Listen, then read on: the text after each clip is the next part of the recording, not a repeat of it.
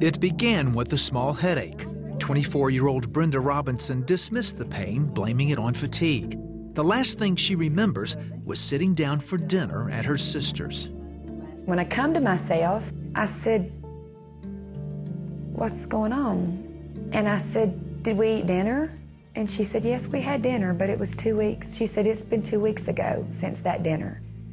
She said, "You've had probably about 100 seizures, grand mal, epileptic seizures in 2 weeks." I started to move, and I couldn't move. I was paralyzed. And she said, "Your speech has even been paralyzed." She said, "You've tried to talk to us for 2 weeks and you couldn't talk because the seizures, paralyzed your speech." 2 weeks, including several visits to the hospital, had vanished from her memory. She was diagnosed with grand mal epilepsy, which brought on violent, debilitating seizures. The seizures were difficult for her whole family, including her husband, Dan. 5 or 6 men couldn't hold her down when she was having one, because it was almost like she was super strong because her muscles and all would be so tense. The doctor that Brenda saw had told her that a bruise on her brain was causing the seizures. According to him, Brenda would never heal.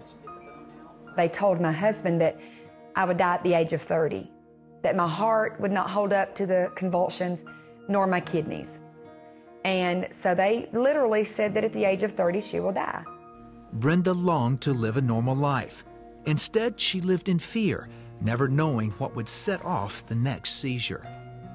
She could drop something and just fear would run all over me, or a door could shut and fear would just run all over me that I wasn't there, maybe to catch her, or she was having a seizure, or she was hurting herself, or something like that. And I lived for 6 years in fear. Brenda says she lost all hope. Do you know what it's like to watch your 2 children sit on the floor and them babies, and I'm watching them and I don't even know their names because it takes my memory? Do you know what it's like to convulse and hurt from the top of your head to the bottom of your feet and not be able to move? She could only think of one solution: suicide.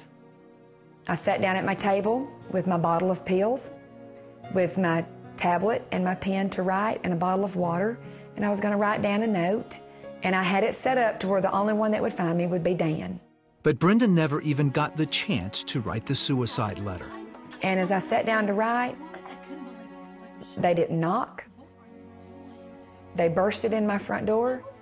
My mother and my sister walked in, and my mother had her Bible in her hand, and she slammed it on the table, and she looked at me, and she said, "The Lord woke me up in the wee hours of the morning and told me that you think today is your death day." She said, "But this is not your death day." She said, "This is the day that you start living." Brenda's mother prayed with her, and Brenda rededicated her life to Christ. Inside of me, an audible voice spoke and said, "You're healed. The hindrance is gone." I knew that God had healed me. I knew it was His voice. Brenda was 30 years old when she heard God's voice and the seizure stopped, the same age doctors said she would never live to see. Brenda now has a new doctor. In the 9 years I've known her, we've had no seizure activity and no treatment for the seizure activity. I still have people to this day waiting to see me have a seizure. It will never happen. It will never happen. Because what God does, He does permanently.